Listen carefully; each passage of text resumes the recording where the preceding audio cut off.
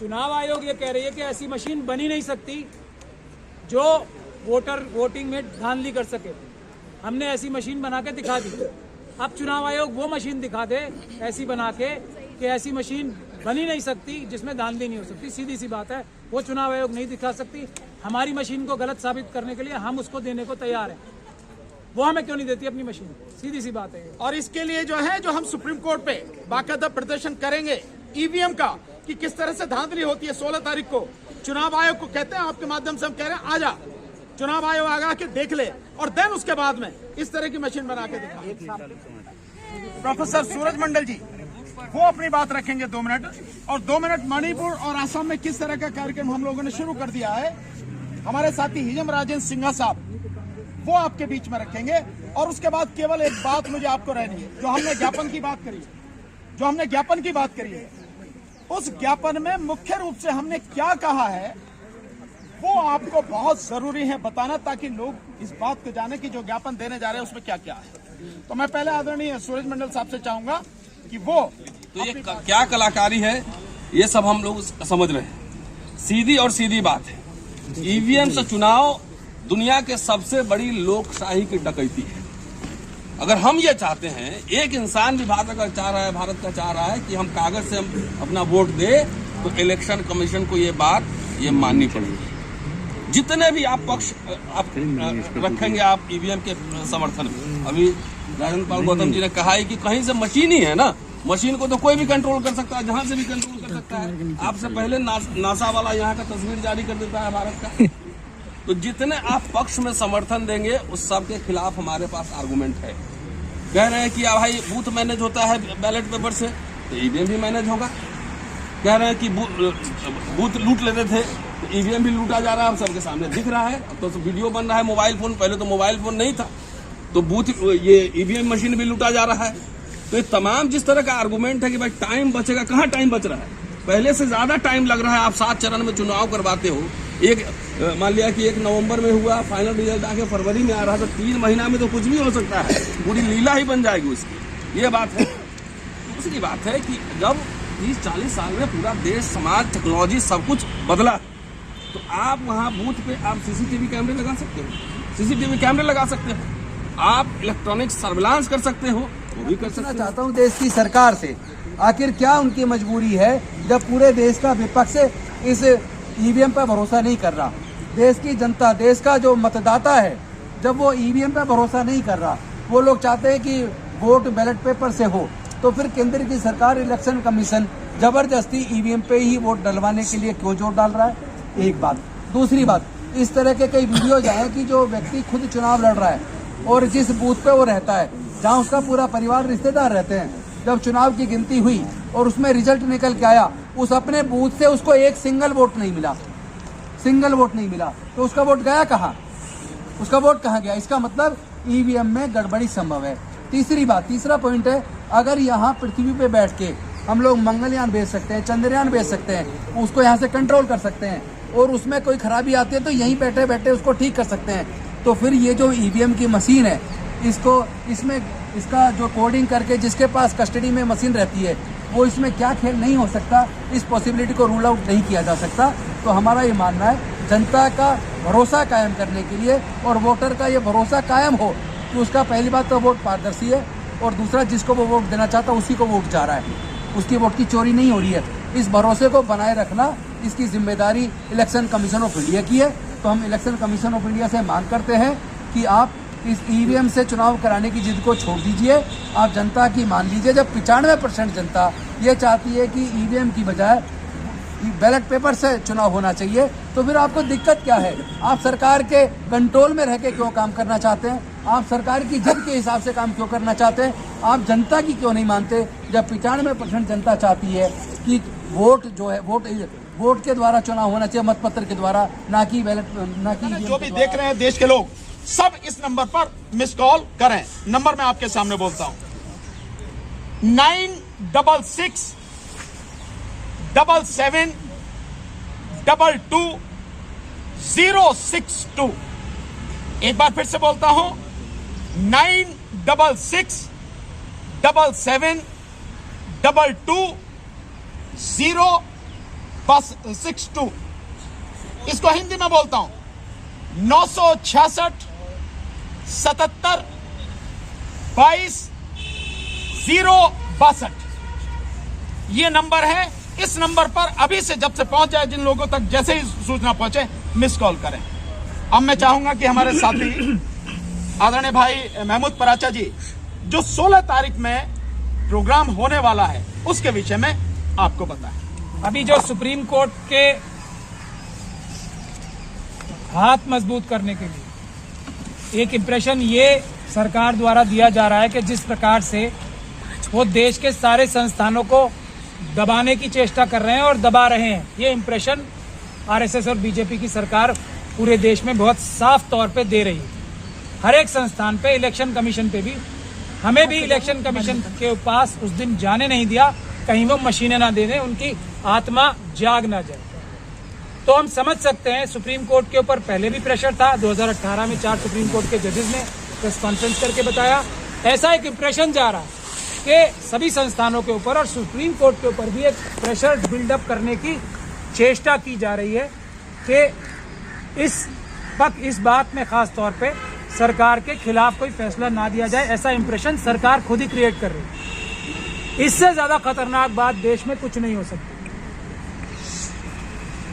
ये सबसे दूसरी ज्यादा खतरनाक बात है। पहली खतरनाक बात तो एक ही है, चुनाव सिर्फ और सिर्फ बैलेट पेपर से होगा, ईवीएम से नहीं होगा। ईवीएम से चुनाव कराना देश के लिए सबसे बड़ा खतरा है और सुप्रीम कोर्ट पर दबाव बनाना, डायरेक्ट या इनडायरेक्ट, परोक्ष या प्रत्यक्ष रूप से, सबसे बड़ा खतरे ये दो हैं देश के लिए। तो ईवीएम के खिलाफ तो ये हम लोग भी शायद ये सोच रहे थे कि जनता इस विषय में जागरूक नहीं है, लेकिन जो अब रिस्पांस आ रहा है ये हम लोगों का शुरू किया हुआ इनिशिएटिव है ही नहीं। ये बात बिल्कुल साफ हो गई है।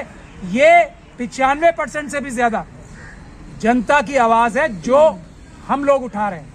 ये बात बिल्कुल क्रिस्टल क्लियर हो गई है। जो फोन हमारे पास आ रहे हैं, ये बात तय हो गई है। ये हम लोग नहीं कर रहे हैं कुछ भी। ये भारत देश की जनता 95% से ज्यादा ये चाहती है कि किसी भी हालत में, किसी भी कीमत पे ईवीएम से चुनाव नहीं होना चाहिए। चुनाव सिर्फ मत पत्र से होना चाहिए। एक बात तो ये साफ हो जानी चाहिए सबको। अब फोन कर करके और रास्ते में चलते हुए वकील, आम आदमी हमें क्या बोल रहा है, भाई साहब आप इनसे अगर पीछे हट गई आपकी टीम तो हम आपको कभी माफ नहीं करेंगे। जो आप ये कह रहे हो ना, जान दे देंगे, ईवीएम से इलेक्शन नहीं होने करने देंगे, तो पूरा देश ये चाहता है अगर आप लोग इससे पीछे हट गए तो देश की जनता आपको माफ नहीं करेगी। ये हमें लोग रास्ते में रोक रोक के बोल रहे हैं। तो एक बात तो ये बिल्कुल साफ हो जाए। दूसरा, हम लोग अब 16 तारीख को क्या करने जा रहे हैं, भानु जी ने तो बड़े आराम से बता दिया, 15 की छुट्टी घोषित कर दी। लेकिन ये छुट्टी क्यों घोषित कराई गई है, ये भारत देश की जनता की आवाज कितनी मजबूत है इस बात का इशारा ये सरकार कर रही है कि 15 तारीख को हमारा मार्च जो हमने अनाउंस कर दिया था वो 15 की छुट्टी भी कर दी।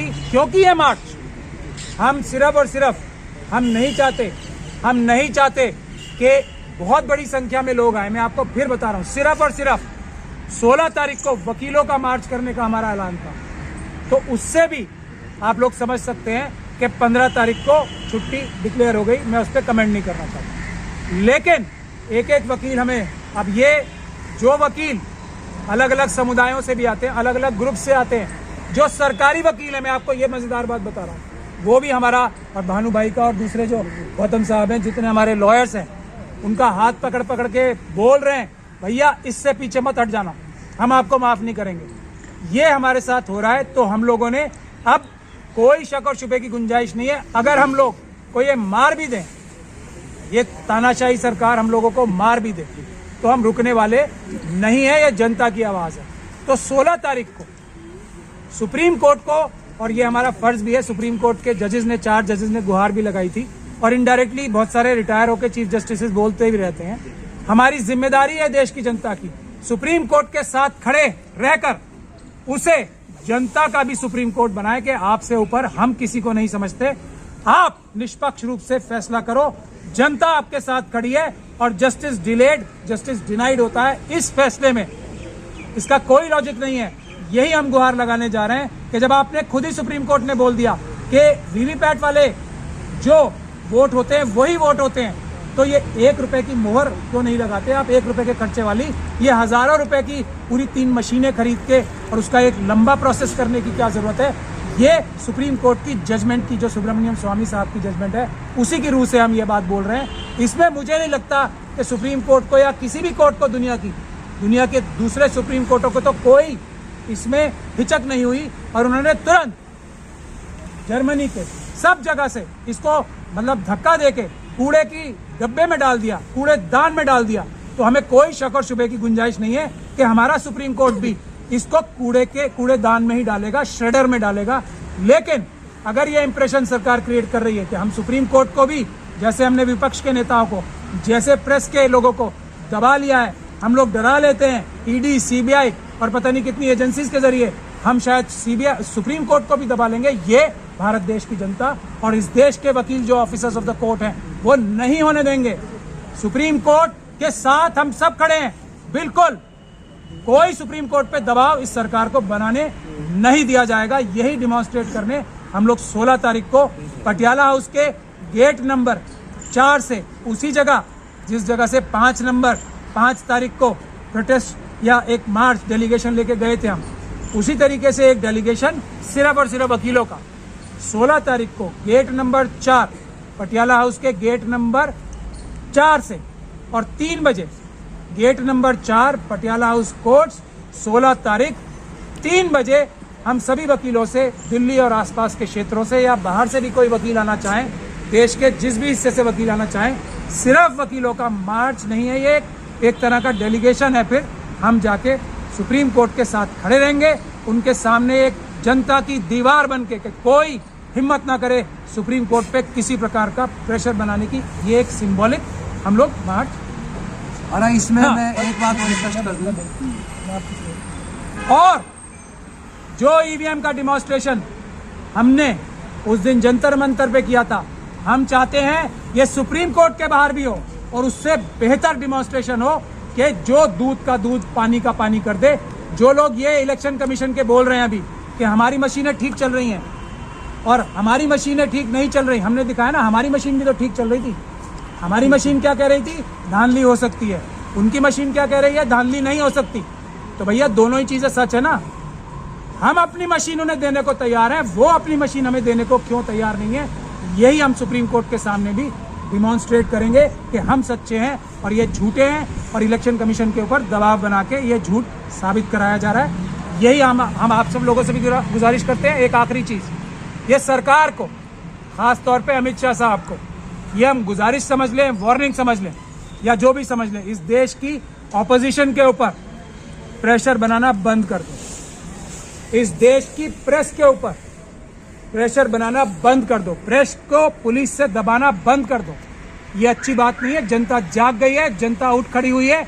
आप लोगों को बहुत बड़ी सजा देगी जनता अगर आप प्रेस पे दबाव बनाओगे, किसी तरीके का ऑपोजिशन पार्टी के लीडर्स पे दबाव बनाओगे तो जनता आपको माफ नहीं करने वाली। और हमारे प्रोटेस्ट करने वालों के ऊपर भी अगर ये बल का प्रयोग हुआ तो वो बहुत बुरी बात होगी। हम 100% पीसफुल काम करते हैं, संविधानिक काम करते हैं। इतना सा भी 1 मिलीमीटर भी हम संविधान और कानून के बाहर नहीं जाते हैं।